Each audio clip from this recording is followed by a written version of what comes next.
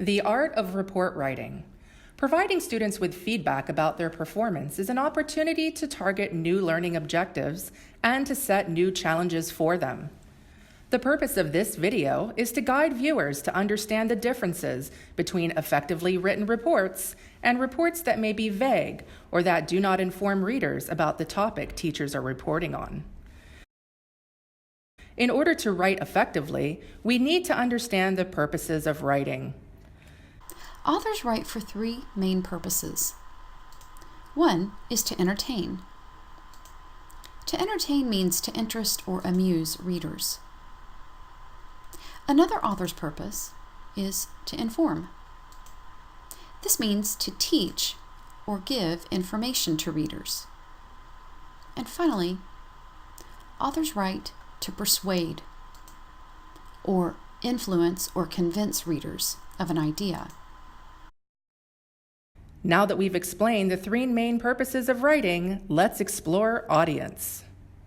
Just as performers must take into consideration their audience's expectations, beliefs, and standards, so too must writers think about how their writing will be received by their readers.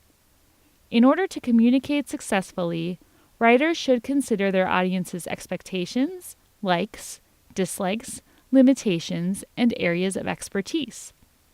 As a writer, part of your job is to anticipate your readers' needs and wants and to meet these through your writing. We should consider parents and students as the audience for the comments that we are going to write. We want to inform parents about the progress their children have made, and we also want students to understand where they have been successful and also where they have to improve on, and most importantly, what strategies they need to use in order to succeed. Now it's time to look at some examples. First, you will see a vague report, and you will learn what makes it vague. The third example will show you what makes a comment effective.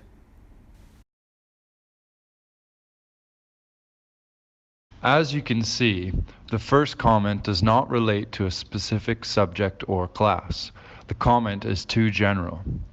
The second comment contains two grammatical errors, improve on is and write better.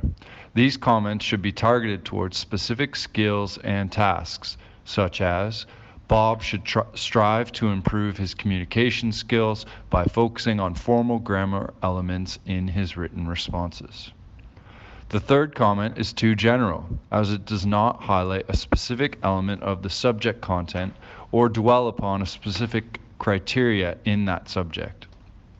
The final comment is too general and does not contain target ATL language. Again, this final comment should be focused upon your subject and contain explicit references to an ATL. In reference to Ian's report comments, comment number 1 lacks context and therefore fails to inform the reader of the mode of communication that Ian demonstrates proficiency in, nor where/how it is successfully applied. Comment number 2 lacks context as it fails to inform the reader of specific time management strategies that Ian has successfully applied. Comment number 3 is vague as it fails to inform the reader of the specific skills and/or understanding Ian has developed within the units. It also lacks context as there is no indication of how/where Ian has successfully applied his understanding or skills. Comment number 4 is vague as it fails to identify specific recommended research skills for Ian to develop. The comment also lacks a sense of purpose and context as it fails to inform the reader of how and why Ian would benefit from improved research skills. In Helen's report card comments, comment number 1 is effective because it relates the skill that has been developed or has been identified as a strength to the actual work that has taken place in a unit. Comment number 2 for Helen speaks of her improvements, and the strength of this comment comes in the fact that it has identified the way in which she has improved her skills, mentioning her prioritizing of tasks and practicing focus while reading.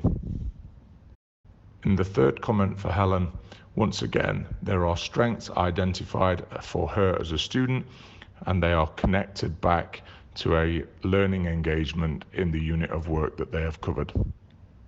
In the final comment for Helen, an area for development is identified in regards to actions that she can take and the reasons why she would take those and the resulting developments that we would see in her.